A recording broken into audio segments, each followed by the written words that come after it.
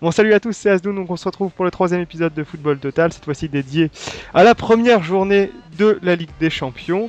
Donc pour m'accompagner, j'ai avec moi Momo. Salut. Voilà, cette fois-ci je t'ai dit en deuxième. Et Samy. Salut. Donc on va prendre les matchs groupe par groupe, histoire de détailler un peu les résultats et donner nos premières impressions.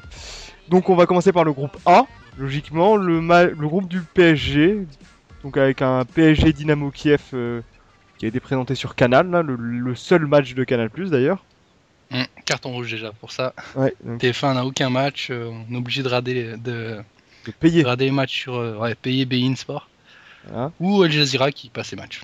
Et puis d'un autre côté, il y avait aussi le même soir Real City, et donc ça c'était pas forcément diffusé en direct, bien évidemment, ça n'en vaut pas la peine. La véritable affiche étant bien évidemment PSG Dynamo Kiev, la grosse affiche de Ligue des Champions, quoi. Enfin, donc on va revenir un peu sur le match. Je vais essayer de me dire ce que vous en avez pensé. Je pense que Momo, t'avais regardé ce match du coup. Ah, celui-ci j'ai pu le regarder, ouais. Ouais, et donc j'ai beaucoup aimé le match, enfin la première mi-temps surtout, avec un gros PSG. Une bonne défense avec Thiago Silva, Alex. Je pense que ça va être la défense titulaire pour le reste de la saison. Ouais. Un Verratti omniprésent qui récupère des ballons, qui se bat et qui fait des bonnes passes. Une relance, une très bonne relance. On a vu aussi Thiago Silva qui était à ses aises en relance. Mm-hmm. Et offensivement, Ibrahimovic, quoi. Ibrahimovic qui bouge tout le monde et autour de lui Menez qui fait bien le boulot, on va dire. Et donc, mais est-ce que tu dirais que le PSG a vraiment survolé le match parce que voilà, ils étaient bons eux, enfin ils ont fait le boulot, ou alors est-ce que les autres en face étaient pas aussi un peu faiblards, tu vois? Parce que je dirais pas que c'était une équipe de seconde zone, ce Dynamo Kiev. Ouais, si, clairement, c'est une équipe de seconde zone. Est-ce qu'ils ont fait les choses? Est-ce qu'il y avait du pressing? Est-ce qu'il y avait quelque chose qui pouvait quand même gêner le PSG? Enfin. Techniquement, ils avaient l'air pas mal, ça faisait bien circuler le ballon sur certaines phases, mais après le PSG est costaud partout et ça récupère très vite le ballon, ça joue de l'avant, c'est très difficile. Après, les 3 buts qu'ils prennent, c'est sur des coups de pied arrêtés, donc faut pas leur jeter la pierre, ils ont très bien défendu, mais sur coups de pied arrêtés, l'impact physique du PSG a pris le dessus. Parce que quand on voyait un peu l'avant-match qui était présenté par Canal, donc effectivement ils ont fait un avant-match 80% sur le PSG et 20% sur le Dynamo, mais quand on voyait les 20%, on avait plus l'impression d'une équipe qui avait un lustre d'antan avec 3 anciens ballons d'or, tu vois, mais qui maintenant ressemblait plus à un club champêtre qu'autre chose. Enfin... quand tu vois l'attaquant, je crois que c'est une recrue qui vient de Sochaux. Ouais, c'est ça. Ouais. Donc tu te dis la différence. Hein. Ça donne quand même un peu le niveau parce que je me dis ce sera peut-être un peu différent aussi. J'attends de voir le match contre Porto, moi. Ouais, mais Porto est aussi affaibli, on va dire, avec le départ de Hulk. On va voir ce que ça donne, mais il reste tout de même assez fort au niveau du milieu de terrain. Ouais, voilà, c'est ça, avec une équipe qui est capable vraiment d'avoir de la présence en face. Enfin, parce que mon Porto, même si... Ils sont habitués. Ils sont habitués avec des champions, et puis chaque année ils perdent des bons joueurs, leurs meilleurs joueurs, ils les perdent un peu chaque année, mais ils sont toujours là en fait, hein, ils sont toujours prêts à faire un coup. Donc je me dis, est-ce que ce serait peut-être pas un meilleur révélateur que ce fameux 4-1 contre le Dynamo Kiev, même si... fallait le faire, c'était un match, on peut dire piège, ils étaient à domicile contre une petite équipe. Voilà, il fallait obligatoirement la victoire, ils ont fait mieux, parce qu'ils y ont mis la manière. Donc, une entrée en Ligue des Champions, c'est toujours bon à prendre. Après, on verra sûr avec ce match contre Porto. Et puis il semblerait que Pastore se soit réveillé grâce à la musique de Ligue des Champions, non? Non, moi je l'ai pas trouvé. Non, tu l'as pas. Parce que certains ont pensé que Pastore était quand même meilleur qu'en championnat grâce à cette petite musique, comme si c'était son petit réveil matin en fait. Ouais, mais il peut être que meilleur qu'en championnat, je veux dire. Ah oui, bon, c'est ce qu'on attend de lui en même temps, enfin, d'être meilleur que ce qu'il propose actuellement. Ouais.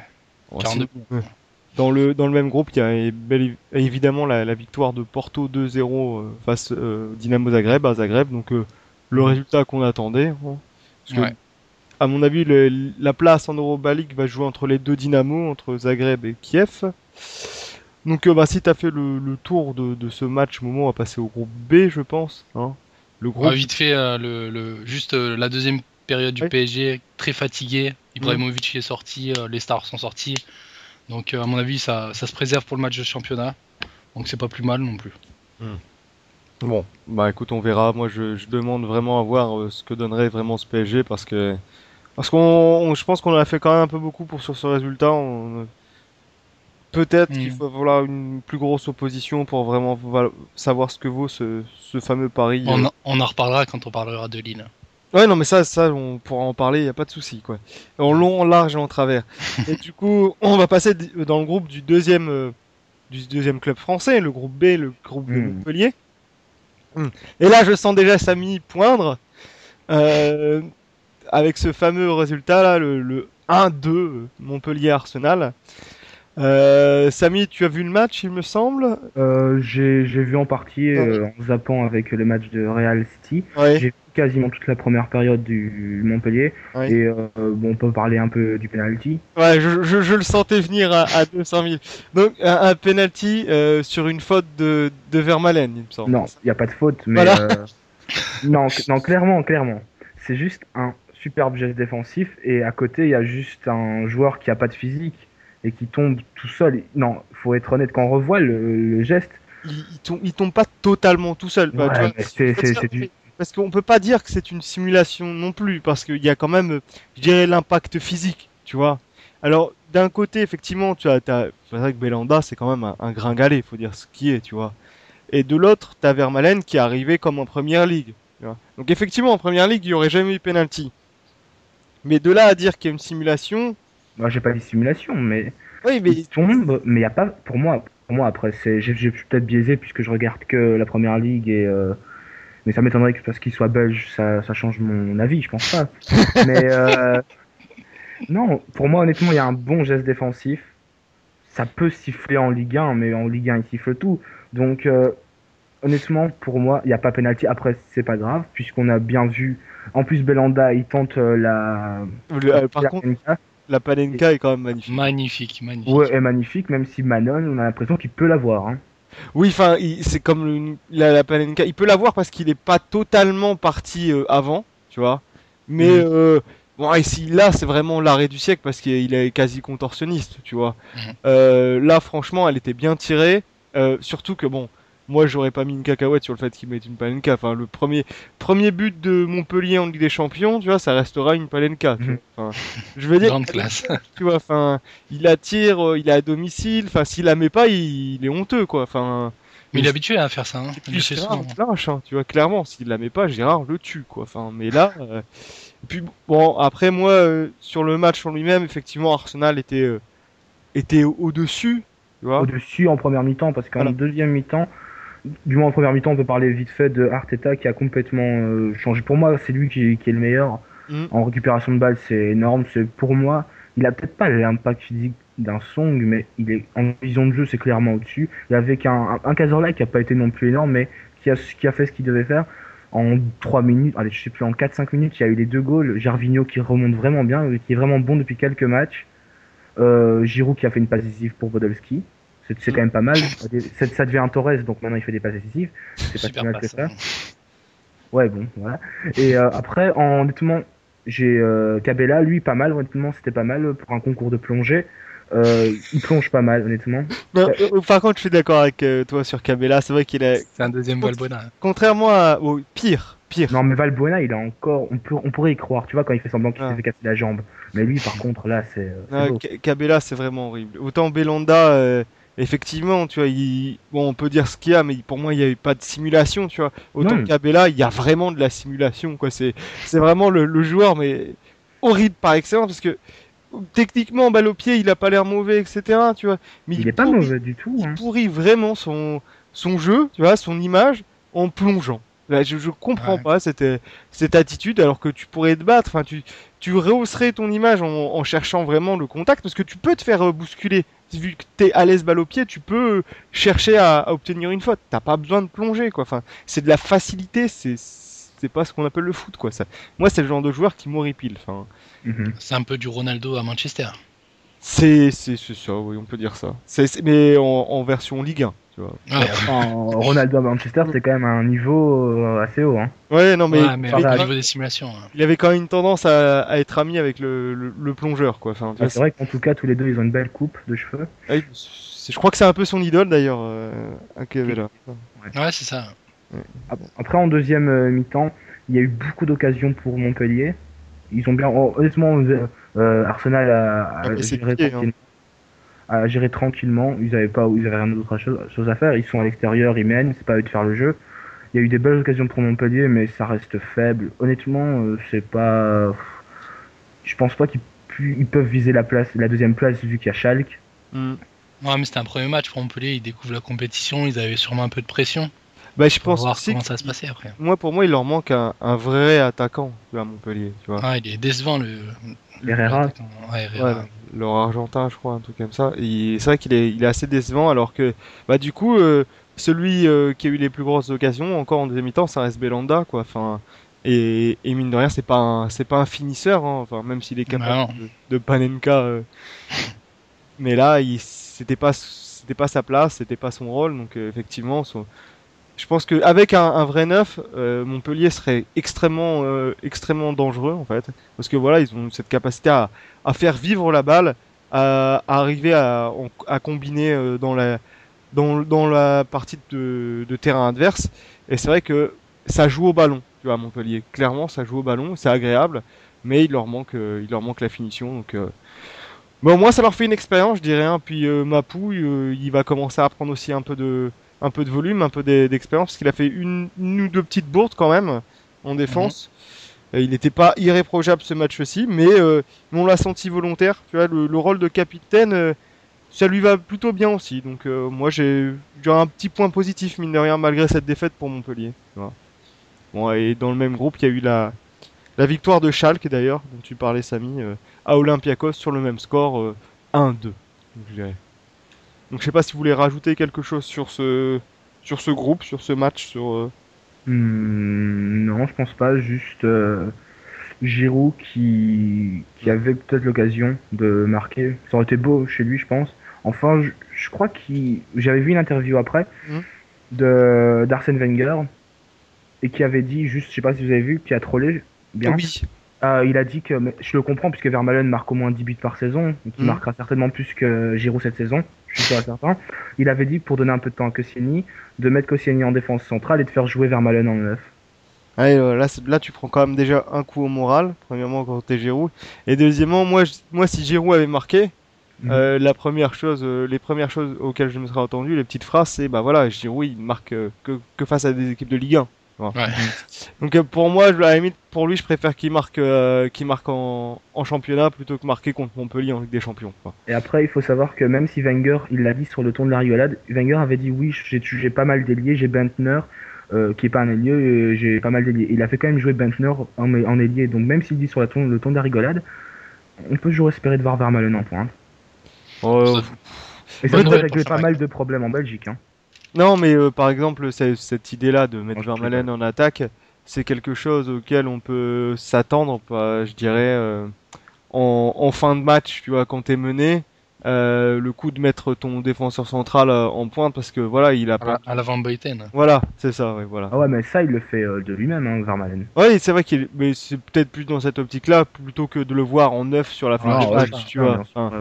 Je pense que c'est ce qui avait plus en tête d'Arsène à ce moment-là, lorsqu'il a sorti cette phrase, plutôt que... Ah non, il a clairement bien dit, je sais bien que c'est sur le ton de la rigolade, il a bien dit Koscielny, puisqu'il parlait de Koscielny, il a dit j'ai une bonne charnière pour l'instant, Koscielny, pour qu'il ait du temps de jeu, je mettrai Vermaelen en neuf. Ouais. J'attends de voir quand même. Ouais, non, bien c'est juste voilà. Mettre un tout petit peu de pression sur Giroud. Ouais, je pense, mais comme c'est peut-être pas la meilleure chose à faire. Sinon, on va passer au groupe C. Le groupe d'Anderlecht, Samy. Qui a Anderlecht, qui pour son premier match jouait contre une petite équipe, donc c'était normal de faire elle a fait un bon truc contre une équipe pas trop forte. Ouais, qui a réussi à faire son match nul contre le Milan AC à San Siro. Donc effectivement. Ouais, donc une petite équipe. C'est pas une perf non plus. Hein. En ce moment, c'est pas une perf, je dirais effectivement. Puis bon, ils ont un effectif assez étrange, le Milan AC, entre d'anciens joueurs, entre de très bons joueurs. et des joueurs très mauvais qui ne sont même pas confirmés en Ligue 1. Tu vois. Comment il s'appelle le défenseur là? Attends. J'ai un petit trou. Yepes Mexes, c'est pas mal. Hein. Ils ont joué avec Yepes Mexes parce que moi j'ai plus en tête, comment s'appelle-t-il Bonera, déjà. Non, parce que là ils ont joué avec Bonera Mexes, effectivement. C'est sûr, ouais. Ouais, ils ont joué avec Bonera. Enfin, la charnière, enfin la défense plutôt à 4, c'est Deseglio, Bonera, Mexes, Antonini. Donc c'est pas extraordinaire, avec un milieu très créateur, hein. Flamini, De Jong, Nocerino. Donc vraiment une équipe portée. On sent que tu vois, le coach Allegri s'est dit bon, faut pas j'ai une défense solide, j'ai pas besoin de bétonner. Tu vois, donc direct tu mets Flamini, De Jong, Nocerino. Quoique Nocerino, bon, il est capable d'être un peu plus percutant. Et puis après, Boateng en 10 et en attaquant. Alors assez bizarre, Pazzini, Emmanuelson. Donc Emmanuelson en attaque avec Pazzini. Bon. En soutien, il peut être pas mal. Ouais, mais je le vois plus, tu vois, sur un côté vraiment que en deuxième vrai attaquant, tu vois. Bon. Après, à mon avis, il était en électron libre. Ouais. Robinho joue pas, Pato toujours à l'infirmerie, je sais pas. Effectivement, bah de toute façon, c'est pas compliqué. En remplaçant, il y avait Boyan, il y avait El Shaarawy qui a remplacé Boateng en fait. Abaté, Yepes, Amelia, Constant, un inconnu au bataillon, tu vois, et Ambrosini. Donc il n'y avait pas de Pato, pas de Robinho, enfin. Pas de Mbaye aussi. Oui, alors voilà, le fameux Mbaye, le transfert. Il a joué avec la réserve, j'ai vu. Ouais, voilà, bon bah j'espère qu'il va pas vraiment se perdre au Milan AC parce que c'était. Il avait déjà joué des matchs en championnat. Hein. Mbaye, ouais, en même temps en championnat, c'est pas extraordinaire non plus. Hein. Bah, d'ailleurs, l'entraîneur est déjà sur la sellette. Hein. Ouais, s'il gagne pas ce que j'ai lu, s'il gagne pas le match week-end, il est viré. Ouais, et en plus, c'est pas un petit match qui les attend, c'est quand même l'Udinese. Et, et je pense, pourquoi pas Guéret. Ouais, toi, tu le vois un peu. C'est vrai que Guéret a été remercié par le Maroc, mais moi j'ai vu une autre piste, étant donné que, d'ailleurs, l'entraîneur du Milan AC, c'est... Domenech ? Non. Ah, c'est très beau avec les joueurs qu'il y a. Une piste. Non, il s'est Laurent Blanc. s'est engueulé avec Inzaghi, qui est actuellement entraîneur des jeunes du Milan AC. Et on pressent Pipo comme entraîneur, tu vois. C'est vrai que pour une saison de transition, mettre un joueur qui a déjà été là, etc., on lui excède, les supporters lui en voudront pas trop, tu vois. Il sera pas sur un sage éjectable. Ils se sont préparés, hein, les supporters, à ne pas jouer en Ligue des Champions l'année prochaine. Ouais, mais si en plus, voilà, l'entraîneur, ça pouvait être quelqu'un qui avait une certaine aura, tu vois, histoire de calmer un peu justement ses supporters, parce que déjà, ils ont vu partir Thiago Silva, ils ont vu partir Ibrahimovic, et ils voient leur équipe galérer avec un recrutement vraiment très moyen. Si en plus, là, le jeu ne le satisfait pas, ils s'attendent vraiment à une saison blanche, mais bon, c'est vrai que moi, je me dis que, vu que, comment s'appelle-t-il Berlusconi est assez malin, assez roublard, je le vois bien mettre Inzaghi là, l'histoire de calmer un peu. Quitte à mettre un ancien joueur, autant aller chercher Maldini. Hein. Ouais, mais bon, Maldini, lui, c'est la classe au-dessus, tu vois. Enfin, je veux dire. Et puis, à mon avis, le jour où Maldini voudra entraîner, il voudra pas entraîner El Shaarawy, tu vois. Donc, non, parce que bon, ça doit être un bon joueur, c'est un bon remplaçant, El Shaarawy, tu vois. C'est pas. Ça peut pas être ton neuf en Ligue des Champions quand tu t'appelles le Milan AC normalement. Surtout quand tu joues contre des équipes anglaises. Ouais, enfin là, ils avaient quand même une équipe belge, Anderlecht avec un ancien pensionnaire de la Ligue 1 en pointe. Dieu merci, Kenny. Voilà. Oh lolo. Oui, voilà. C'est un peu la réaction que j'attendais. Bon, un Anderlecht assez rigoureux, donc qui repart avec le match nul. Mais c'est lui dont la Juve va porter l'intérêt. Ouais. Oui, voilà. Ouais, ok. Juste, si je peux noter, une grosse occasion pour Biglia. J'ai pu voir, et honnêtement, un super bon pressing d'Anderlecht. Ouais. Donc, c'est pas mal, honnêtement, on s'attend pas à grand chose. On connaît le niveau de l'ADR belge, mais un match nul à San Siro, même si c'est plus le grand Milan, ça fait toujours plaisir. Ouais, c'est toujours flatteur, voilà. Parce que bon, voilà, c'était même pas. Honnêtement, on aurait eu le Bate Borisov en face, peut-être qu'on aurait perdu. Ouais, on reviendra sur le côté Borisov. Avant, on fera bien évidemment Chelsea-Juventus. Donc, okay. Dans le même groupe, dans le groupe du Milan Anderlecht, Malaga s'est imposé facilement face au Zénith Saint-Pétersbourg 3-0, avec un doublé d'un joueur qui m'a fait vraiment forte impression, c'était Isco, qui a marqué vraiment 2 jolis buts.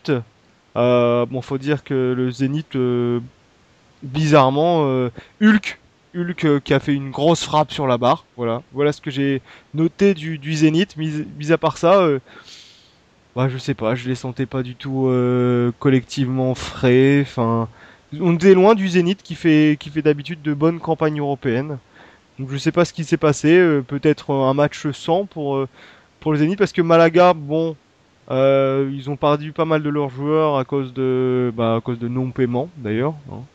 Mais bon, gros résultat en tout cas de Malaga, et Isco vraiment très bon. Enfin, moi ça m'a un peu bluffé, et même le jeu de Malaga, c'était un jeu en fait de passe courte, ras du sol, on avait des belles actions, ça jouait, clairement ça jouait, c'était plaisant. Donc voilà ce que je peux dire sur le match. Je sais pas si vous avez quelque chose à rajouter, si vous êtes intéressé à ce match qui sur le papier, ça fait du bien pour Malaga, parce que on sentait que les supporters étaient un peu déçus parce que l'investisseur il prenait un peu il partait en gros. Il posait plus d'argent et tout, donc là ça va leur faire du bien. Et puis même financièrement, ça fait quand même des rentrées non négligeables. C'est 300 000 euros la victoire en Ligue des Champions, donc ça se prend, je dirais, ça se prend. Ça doit faire un mois de salaire. Il y a possibilité de sortir du groupe surtout. Oui, c'est vrai que le groupe là, ils ont battu le Zénith, le Milan c'est pas en forme. Bon. Allez Samy, on va être gentil, on va dire qu'Anderlecht a encore ses chances. Non, Anderlecht va logiquement les battre à domicile. Mais je pense pas un gros score, seulement un 4-0, pas plus. Oui, avec un quadruplé, Dieu merci Mbokani. Non, 2 buts du gardien et 2 buts d'Mbokani. Bon, on va passer sur le groupe D, hein, le groupe du Real. Alors gros match, hein, groupe du Real, de Manchester City, du Borussia et de l'Ajax. Donc le fameux groupe de la mort, hein, celui qu'on attend tous chaque année. Et pauvre Manchester City qui 2 années de suite tombe dans le groupe de la mort et commence par une défaite à Madrid, alors que le scénario du match aurait pu leur être plus favorable. Donc je sais pas si vous voulez remettre quelque chose en avant. Moi, il y a un joueur sur lequel je veux mettre mon petit veto, c'est Yaya Touré, quoi, clairement. Yaya Touré, meilleur. Si on parle vraiment de milieu défensif, tu vois, un milieu récupérateur, milieu récupérateur, c'est le meilleur. Ouais, ok. C'est le milieu le plus complet. Ouais, mais Yaya Touré. Ouais, vas-y. Il est récupérateur. C'est vrai qu'il est milieu récupérateur à la base, tu vois, clairement. Après, effectivement, il y a une tendance à vraiment se projeter vers l'avant. Par moment, tu le vois en neuf. Tu vois, pendant ce match-là, il en met des buts. Hein. Et il y a beaucoup de fois où je l'ai vu devant Tevez. Il aurait pu en mettre. Hein. Ouais, mais sauf que, voilà, moi là, je suis un peu indulgent vis-à-vis de lui, parce que les buts qu'il aurait pu mettre, en général, c'est en partant limite de sa surface, tu vois. Il part de sa surface, il bouscule 3 madrilènes physiquement. Et il court, et il élimine techniquement, machin. Il arrive devant Casillas, il est cramé, quoi, tu vois. C'est pas à ce moment-là que tu fais le beau geste, tu vois. Souvent, il faisait un geste un peu, j'ai maladroit, peut-être pas le geste adéquat à chaque fois, mais faire ce qu'il a fait, clairement, mais j'ai rarement vu autant de joueurs. J'ai rarement vu des joueurs passer en plus ce milieu à 3 madrilène, parce que c'était un milieu bouché à la base. Hein. Enfin, c'était pas le milieu créateur madrilène, il n'y avait pas d'Ozil. Là, il y avait clairement Khedira, Alonso et Sien, tu vois. Lorsque tu avais Yaya Touré au milieu de ces 3-là, qui passaient les 3 et qui commençaient qui filaient au but, et il fallait encore éliminer Pépé, enfin, tu vois, il y avait quand même, tu te dis, ce joueur, mais quel joueur, quoi. Enfin, il n'y en a pas 2 comme ça, quoi. Enfin, et à côté, ni Khedira, ni Essien, ni Alonso tenaient vraiment la comparaison, quoi. Il n'y en avait aucun des 3 qui a été capable de faire ne serait-ce qu'une seule fois ce qu'a fait Yaya Touré dans le match, quoi. On se demande pourquoi le Barça l'a vendu. Ah, mais ça, c'est la plus grande erreur de tous les temps. Hein. Clairement, parce que s'ils avaient un Yaya Touré, c'est même pas la peine. Enfin, non, mais il était, tu sais, lui, c'est peut-être la dose physique qui manque au Barça, tu vois. Lui, bim, des coups d'épaule, il hésite pas, tu vois. Enfin, c'est clair. Après, il a peut-être aussi pris physiquement en première. Il arrive en Angleterre. Hein. Voilà. Oh, il a toujours été aussi fort, je pense. Hein. Oh, je pense pas. En Angleterre, il a eu une certaine... Déjà à Monaco, il était impressionnant. Après au Barça, bah, il a été énorme hein, au Barça. Ouais, mais tu vois, je l'ai senti un peu sur la réserve au Barça. Tu vois, beaucoup moins de percées comme il a fait là. Mais il s'entendait beaucoup moins avec les dirigeants, l'entraîneur aussi au Barça. Il y a aussi l'ambiance qui fait le joueur. Et ouais, si un joueur s'entend moins bien... Il est parti, je sais même pas si... Il est parti en même temps que Eto'o, non? Non, il est parti avant lui. Hein. Avant, je pense. Ouais, il est parti avant. Je crois que c'était après juste Rijkaard quoi. Enfin, Rijkaard et Guardiola, parce que franchement, ce joueur-là, c'est d'une classe. Et puis quand tu te dis que le Barça a gardé Keita et s'est séparé d'Yaya Touré, tu te dis qu'il y a de quoi se flinguer quoi. Enfin, c'est d'où Keita, Racing Club de Lens, Yaya Touré quoi. Enfin, tu vois, c'est deux mondes. Donc moi, sinon le match en lui-même, moi j'ai fait une sorte de monologue sur Yaya Touré qui m'a épaté à chaque fois qu'il avait le ballon. Le match en lui-même, c'était un match assez bizarre en fait. Hein. C'était un beau match. Hein. C'était un beau match, mais bizarre. Tu vois Parce que jusqu'à la 68e, on n'avait pas vu de but. Tu vois On avait eu une domination madrilène. 30 premières minutes. Ouais, les 30 premières minutes, elle était vraiment importante. Puis après, on a senti City qui commençait vraiment à sortir un peu plus lors des contres. Parce que pendant les 30 premières minutes, chaque fois qu'il perdait la balle, Madrid l'a récupéré dans la foulée. C'était mal exploité par City. Au bout de 30 minutes, City a pris un peu plus ses aises. Et a vraiment exploité les contres. Et puis ça s'est payé à la 60e minute par un but de Dzeko. D'ailleurs, qui venait quasiment de rentrer. Hein. Dzeko qui avait remplacé, je ne sais plus. Silva. C'est Silva ou Nasri. C'est Silva, ouais. D'ailleurs, superbe remplacement, c'était Kolarov et Nasri, quoi. Parce que Nasri était blessé. Nasri était blessé, mais dans l'esprit, Kolarov a très bien assuré l'intérim, en fait, tu vois. D'ailleurs, son coup franc est une pure merveille. Par contre, je peux parler juste des choix de Mancini. Ouais, vas-y. Honnêtement, Mancini, c'est comme contre Stoke, qui fait des choix vraiment bizarres. Ouais. Mettre pour le premier match Nastasi, c'est son premier match avec City et il le met en Champions League contre le Real Madrid. Honnêtement, il a pas fait le poids. Ok, il y a Compagnie, le meilleur défenseur au monde, mais tu peux clairement pas. Je vais te faire un jingle Belgique. Hein. Merci. Ouais, il faut bien. Non, mais honnêtement, sur Compagnie, on peut au moins top 3. Non, mais clairement, Compagnie, je suis tout à fait d'accord. Surtout que il a vraiment tenu la baraque pendant longtemps. Parce que moi, c'est pas Nastasic qui m'a le plus fait peur, Maicon clairement. Aussi. C'est Maicon. Hein. Maicon, il se faisait déborder à chaque fois. D'ailleurs, le but de Marcelo vient de son côté. Le but de Ronaldo. Mais il semble qu'il était sorti. Sauf que Zabaleta était rentré. Voilà, pour le but de Ronaldo, il était déjà rentré, Zabaleta ouais. Non, de Marcelo plutôt. Non. Marcelo, c'est clairement Maicon qui se fait prendre sur ses appuis. Après, c'est une super frappe de Marcelo qui avait déjà tenté 4-5 fois avant. Oui, voilà, c'est le reproche que j'avais. C'est Marcelo, on le voyait sans arrêt. D'ailleurs, à la mi-temps, Mourinho a dû lui dire parce qu'en première mi-temps, il le faisait jamais. Et à la mi-temps, il a commencé à déborder, à rentrer, donc à prendre à chaque fois Maicon de vitesse et à contre, parce que Compagnie Maicon, c'est la première fois qu'ils jouent ensemble. Ils ont joué ensemble contre Stoke. Ouais, ils ont une super expérience, donc clairement, l'entente, c'est pas trop ça non plus. Maicon étant, physiquement, il m'avait l'air un peu cramé quand même. Hein. Il vieillit, hein. Je sais pas ce que tu en as pensé vraiment de Maicon, mais... Maicon, je n'ai pas compris trop en fait l'achat de Maicon, puisqu'il s'intègre pas vraiment dans le jeu de City, je trouve. Honnêtement, pour moi, leur meilleur arrière droit, ça reste Richards, dès qu'il reviendra. Honnêtement, s'il y avait eu Richards sur ce match, pour moi, Richards, il a plus que la vitesse pour tenir un Cristiano Ronaldo, et il a le physique pour... Parce que quand tu mets Maicon qui se fait déborder, après, je comprends pas comment il y en a certains qui ont osé parler d'une mauvaise performance de Compagnie. Il s'est fait prendre au début sur un geste de Ronaldo, mais c'était rien de fameux. Et honnêtement, Compagnie a été bon. Ok, on peut parler du dernier but. Oui, vas-y. Le dernier but, la frappe topée, là. Je pense qu'il y a honnêtement aucun défenseur qui met sa tête dessus. Hein, donc je pense pas qu'on puisse lui dire Compagnie. Surtout c'est à cause des balles. Les balles, c'est flottante. Ouais, la balle est un peu moisie, donc clairement, enfin la frappe dégueulasse, enfin qui Hart m'a un peu déçu là-dessus parce qu'il avait fait un bon match jusqu'à présent. Donc c'était un peu dommage. Mais sinon, mis à part ça, bon. Après, il y a le but de Benzema aussi, qui fait vraiment plaisir. Il a remplacé Higuain. Ah oui, bah, et d'ailleurs ça faisait bien longtemps qu'il n'avait pas marqué, donc ça lui est...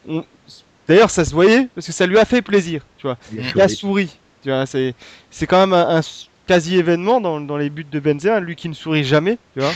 Et il a souri, on sentait que ça lui a fait du bien, etc. Puis c'était quand même un but extrêmement important, c'était le but de l'égalisation, donc voilà. Son entrée a fait du bien, la 74e. Ils étaient menés 2-1. Ouais non, il a été efficace, surtout qu'Higuain, pour moi, il a été quasiment inexistant et il a croqué une grosse occasion. Voilà, Benzema lui tombe dessus s'il rate ça, lui, voilà, il a une sorte d'immunité, je sais pas ce qu'il y a à Madrid, mais bon, voilà, toujours est-il que Benzema a marqué, c'est déjà bien, victoire de Madrid 3-2. Et dans le même groupe, bon, le Borussia qui a fait le boulot face à l'Ajax, en gagnant 1-0 à domicile. Fin de match. En fin de match. 87e. Un but de Lewandowski. Donc on va passer logiquement au groupe E. Voilà. Donc après on finira sur le groupe de Lille parce que on donnera juste les résultats des autres matchs parce qu'ils n'ont pas été fameux non plus. Donc le fameux Chelsea-Juventus. Lâchez-vous les deux, hein. Défendez fièrement vos équipes, mais j'ai vu un beau match. Clairement, j'ai vu un beau match. Je vais laisser la parole à Momo. C'était un match équilibré. Chacun a eu ses périodes, on va dire. Après, Chelsea menait des heures, donc ils peuvent avoir des regrets. Mais la Juve est bien revenue à proposer du beau football. En fin de match, Colgarella a failli mettre encore un super but. En se retournant, il tape la barre. Donc les deux équipes peuvent avoir des regrets en fin de match. Mais j'ai beaucoup aimé Arturo Vidal. Et il y a le Oscar qui nous fait un début de saison avec Chelsea inexistant. Moi, je le trouvais pas si fort que ça. Et là, il nous claque 2 buts, dont un but magnifique. Mais Oscar, on l'avait pas vu beaucoup non plus. Enfin, je veux dire. Il avait joué quelques matchs, il faisait quelques entrées, on le sentait léger. Il faisait des petites entrées, c'est-à-dire rentrer à la 70e. Enfin, on l'a pas vu. En plus, rarement vraiment à son poste, clairement. Je l'ai pas mal vu fois remplacer Hazard, tu vois, par exemple. Donc c'est clairement pas son poste, tu vois. Ouais, et là, voilà, moi il m'a épaté. Son deuxième but, c'est juste une pépite. Quoi. Enfin, et quand tu vois l'âge qu'il a, je me dis voilà, peut-être aussi que le coach le fait pas rentrer en match de première ligue parce que il le trouve peut-être tendre pour pour des matchs contre Stoke où les gars sont super physiques et qu'en Ligue des Champions où voilà, c'est des joueurs un peu plus, il y a un mélange de technique, de tactique, enfin voilà, il peut vraiment s'épanouir, tu vois. Et donc là il a donné totalement raison à cette hypothèse-là, par exemple. Tu vois, il arrive, bim, en Ligue des Champions, il n'y a pas de souci, quoi. Il va pas se faire casser la jambe comme contre Southampton, tu vois, un truc comme ça, tu vois. Enfin... Après, les deux défenses ont été costauds. Bon, ils sont quand même pris 2 buts. Mais ouais, mais ça dépend ce qu'on appelle costaud. Hein, enfin... Costaud quand même. Moi, quand je me prends 2 buts, je dis pas que ma défense. Le deuxième but d'Oscar, t'es obligé de le prendre. Hein. Tu veux faire quoi là-dessus? Bon, c'est Pirlo aussi qui se fait un peu prendre. Hein. Il s'est un peu demandé où la balle était. Hein. Voilà, clairement. C'est pas un défenseur, Pirlo. Ouais, enfin, c'est bon. Je peux parler du match ou pas? Oui, vas-y. Alors, pour match sur lequel on a le temps. Pour moi, pour la Juve, c'est 1 point de gagné, et pour Chelsea, c'est 2 points de perdu. Parce que oh putain. C'est clairement pour moi. Hein, je pense pas que seulement pour toi. Non, et pour la plupart des gens, belge. Habillé en bleu. Londonien. Et donc, non, pour moi, encore le match nul, on peut pas dire que ce soit un vol. Non. Mais sur la physionomie du match, j'en attendais peut-être beaucoup de la Juve. J'ai pas beaucoup regardé le match, on en a parlé beaucoup. Après, c'est vrai qu'ils sont à l'extérieur. Mais quand on voit la première mi-temps, pour moi, elle est Chelsea. Il y a eu du pressing. Un bon pressing au début de match avec Mikel qui a été... Honnêtement, Mikel a fait un bon match, a fait un très bon match. Malheureusement, il fait c'est à cause de lui le deuxième but. Bon, c'est comme ça. Et Thierry aussi qui veut couvrir un hors-jeu, il veut jouer l'hors-jeu alors que il se rate, bon, c'est pas grave. Mais sur la physionomie du match, pour moi, Chelsea a plus de regrets que la Juve, vu que déjà, en première mi-temps, il y a des centres d'Hazard, ils sont dans les pieds des joueurs et ils font toujours un geste de trop. Ramirez qui peut tirer ne tire pas, Torres qui était inexistant, David Luiz qui a fait un bon match, mais il faut lui dire que Drogba est plein en attaque, ça sert à rien de mettre des ballons au fond, Torres il peut pas la garder. Sinon, Hazard a fait un bon match, il a été un bon match en plus, il a été bien pris par Lichtsteiner, mais il a réussi à passer quelques fois. Après, on peut parler de deux pénaltys qui auraient pu être sifflés. Mais il y a celui sur Terry, je le siffle. Même moi, pour moi, il y a pas, on le siffle pas, celui qui se fait tirer. Déjà. Ok. Mais par contre, celui sur Hazard, Hazard, il veut, c'est un bon joueur, c'est quelqu'un de bien. Il veut pas tomber, il veut continuer à jouer. Et quelqu'un de bien. Et quelqu'un de bien, il est c'est quelqu'un de bien, donc pour son équipe, il veut marquer un but, tu vois. Et honnêtement, il y a quand même une poussée, il y a quand même, tu l'as bien vu, il est poussé dans le dos. Et s'il tombe directement, il y a penalty. C'est moi j'ai vu qu'il était légèrement, effectivement, il y a une légère poussette dans le dos, ça je dis pas le contraire. Mais d'un autre côté, bon, tu t'auras toujours poussé dans la surface comme ça, tu vois. Elle est légère, mais tu vois, comme le défenseur est assez roublard pour pas, il n'attaque pas les pieds d'Hazard, tu vois. Donc il n'y a pas de quoi le faire plonger, tu vois. Enfin, clairement, il y a de quoi le déstabiliser, tu vois. Si tu te déstabilises, là, je pense que tu peux faire siffler un penalty, tu vois. Mais à partir du moment où il a plongé comme si limite il avait pris un croc en jambe, là, voilà, tu perds en crédibilité, tu vois. Ouais. Je pense qu'il y a ça, tu vois. Après, 5 minutes plus tard, t'as Torres qui s'effondre devant la surface. C'était risible aussi, tu vois. Ouais. Ah mais non, mais c'est son seul moyen un peu d'action quand même. Torres, je l'aime bien, mais ça fait longtemps. Même le dirigeant Chelsea lui donne du temps, on le met en pointe, mais sur un match comme ça, il était nulle part. Il a même pas. Encore l'année passée, Torres il participait au jeu. Là, je l'ai même pas vu. Je l'ai pas vu beaucoup. C'était pas ça. Alors qu'en début de championnat, bon, moi je le trouvais assez actif à Chelsea. Il avait l'air de bien s'entendre avec Hazard, tu vois. Ah, il s'entend bien avec Hazard. Toujours de la réussite. Hein. Techniquement, on sent qu'il est limité. Je le dis tout le temps, mais ça se voit. Les crochets sont bizarres. Voilà, c'est ça. Ouais. Mais moi, j'ai vu une Juve qui s'est réveillée je dirais, à l'heure de jeu vraiment, tu vois, qui a vraiment poussé à partir de ce moment-là. Et Chelsea qui a pas mal reculé. Et bon, en contre, ça a failli payer pour Chelsea. Il y a Mata qui rate une grosse occasion aussi. Sur une passe d'Hazard. Ouais, mais c'est vrai que la Juve, lorsqu'elle pousse, c'est quand même autre chose. Elle a joué pas assez longtemps pour être vraiment impressionnante, mais elle a montré par quelques phases des choses intéressantes quand même. Ouais, ils signent bien leur retour en Ligue des Champions aussi. Ouais. Un match nul chez champion, c'est pas mal. C'est le champion sur le papier, match nul chez champion en titre, t'étais mené 2-0, tu reviens à 2-2. Ouais, c'est vrai. Il y a pas mal. Effectivement, Vidal était bon. Bon, Pirlo moins bon qu'à l'accoutumée, par contre. Vidal, pour moi, était vraiment très bon. C'est vraiment un battant. Pour moi, c'est un des meilleurs joueurs du côté de la Juve. Par contre, Jovinko, déjà quand on le voit un peu, j'avais jamais vu, mais il est vraiment petit. Mais au début, je me suis pas demandé si c'était les enfants qui tiennent la main. Enfin non, c'est pas lui. Mais en tout cas, il a été, pour moi, il était mauvais. Il a perdu 3/4 des ballons. Non, il a pas été bon. Je l'ai pas trouvé si mauvais que ça, d'ailleurs. Oui, parce qu'il a pas été sur le terrain, mais il était trop petit. Non, honnêtement. Non, mais clairement, quand il était sur le terrain, moi déjà j'avais un peu de peine pour lui parce qu'effectivement, lorsque t'as du Terry et du David Luiz au marquage, ils font 2 fois ta taille et finalement, en conservation de balle, etc., malgré sa taille, il était agile.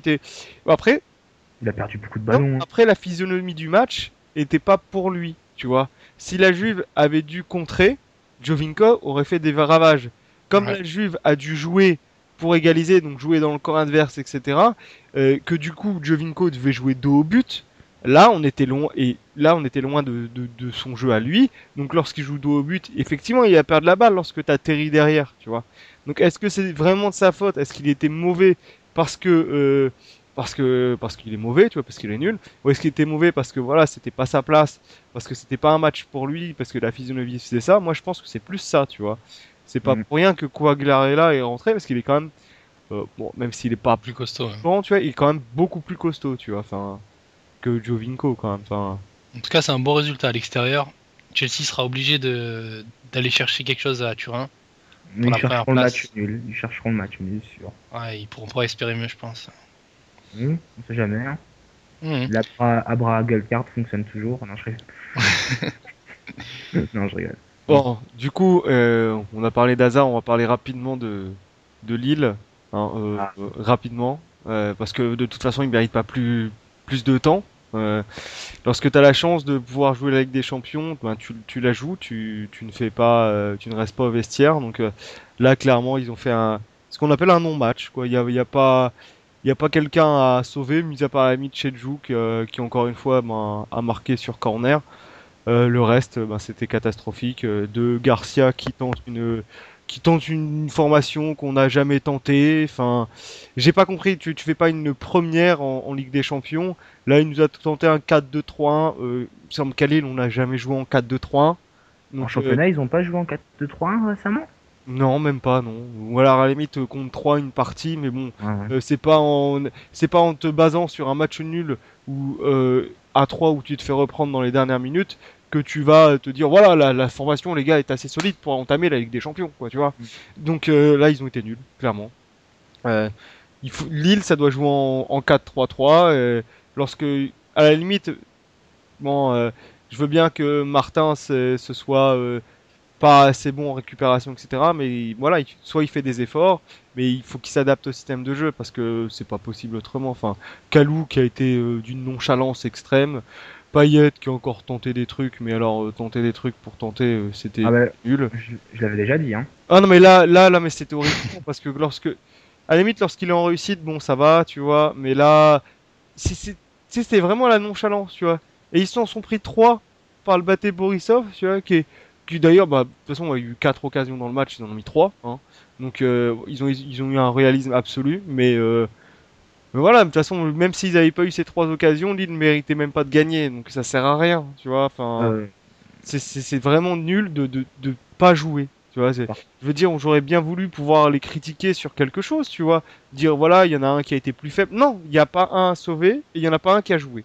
Donc, ça sert à rien, tu vois. Donc, on te sent touché par cette défaite. Ouais. Mais faudrait peut-être parler du recrutement de Seydou, qui reçoit 40 millions et qui, honnêtement, on peut parler on dit Paris. Mais Paris, ils achètent Verratti 11 millions d'euros et ils achètent Martin 10 millions. 10 millions. Et on voit un peu la différence. Ouais, bah alors là, d'un autre côté, il faut parler d'autres choses. Du salaire aussi, Du salaire, voilà. C'est-à-dire que ton recrutement, c'est l'argent que tu dépenses à l'instant T, tu vois. Et lorsque tu es gestionnaire, tu dois réfléchir quand tu fais signer un contrat de 3 ans à ce que ça va te coûter sur 3, 5 ans, etc. Tu vois. Et là, ça a strictement rien à voir. Donc après, Martin Verratti, c'est pas du tout. C'est vrai que moi, pour le 4-3-3 lillois, un mec comme Verratti aurait été plus approprié que Martin, tu vois. Mais après, dans l'idée, c'était d'avoir quelqu'un qui puisse dans le 4-3-3, enfin, mettre Balmont vraiment plus bas, tu vois, et Mavouba bas, et Martin un tout petit peu plus haut. Le problème, c'est que là, puis Demelo fait aucun appel. Pour moi, l'une des plus grosses erreurs de Lille, ça reste le Roux, quoi. Roux. Ouais. Roux, ça reste la plus grosse erreur pour moi, parce que bon, Moussasso était à des années-lumière de ça, alors que bon, il avait une capacité à aller vers l'avant. Ils l'ont fait partir en plus. Ouais, ils l'ont fait partir. Rester. Hein. Et c'est vraiment une grosse erreur pour moi. Voilà pour ce qu'on peut dire du match de Lille. Dans le même groupe, le Bayern s'est imposé 2-1 donc, face à Valence. Donc autant dire que bon, lorsque tu commences comme ça, c'est mort. Bon alors, Valence qui était réduit à 10. Bon, à la 90e, hein, carton rouge, expulsion de Rami. Ah. Voilà, ça c'est fait. Hein. Bon. Apparemment, il voulait pas revenir à Lille. Hein. Ouais, je sais pas ce qui se passe là-bas. Ouais, je sais pas si c'est le prochain match d'ailleurs. Hein. Si, il manque le match à Lille. Il manque le match à Lille. Bon, dommage. Il voulait pas revenir apparemment. Je sais pas ce qu'il y a là-bas. Il est body le stade. Hein. Le grand stade, toujours aucune victoire au grand stade. Hein. Ouais, toujours, ouais. Bon après ça m'étonne pas non plus, hein. Clairement c'est pas non plus. Enfin ils ont pas l'expérience du stade ni rien quoi. Ça peut pas être ton enceinte en 3 ou 4 matchs joués dedans, tu vois. On verra dans 10-15 matchs. Faut une certaine habitude pour que voilà tu prennes vraiment tes repères, que tu aies l'impression de jouer à domicile. Là pour l'instant, puis ça doit aller changer quand même du Stadium Nord, hein. Enfin. Un peu, ouais. Un peu. Donc, voilà pour ces résultats. Sinon, dans le groupe H, Manchester a gagné face à Galatasaray à domicile. Difficilement. Bah, ils ont eu du mal à mettre le deuxième surtout. Et bon, faut dire qu'en plus, il y avait marqué d'entrée avec Carrick. Ils avaient mis la grosse équipe quand même. Mis à part Evans en défense centrale, il y avait toute la team, quoi. Raphaël, Vidic, Evans. Galatasaray a eu des bons contre. Hein. Ouais, ils ont eu des contres, mais ils les ont pas du tout exploités à fond, clairement. Ouais, Derrea, il en sort une belle. Hein. Ouais. Et heureusement qu'il est là, Derrea, parce que voilà, il me fait un peu peur par moment sur Alex à mettre ligne de garde de temps en temps. Enfin, mais bon, Derrea est quand même bien au-dessus à mes yeux. Et Braga a perdu contre Cluj à domicile 2-0. Donc bon, et dans le groupe G, donc le Barça s'est imposé.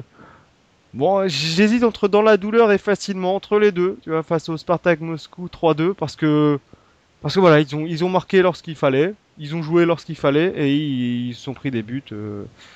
Bah, un CSC d'Alves et lorsqu'il fallait. Ouais, bah pas forcément lorsqu'il fallait, tu vois.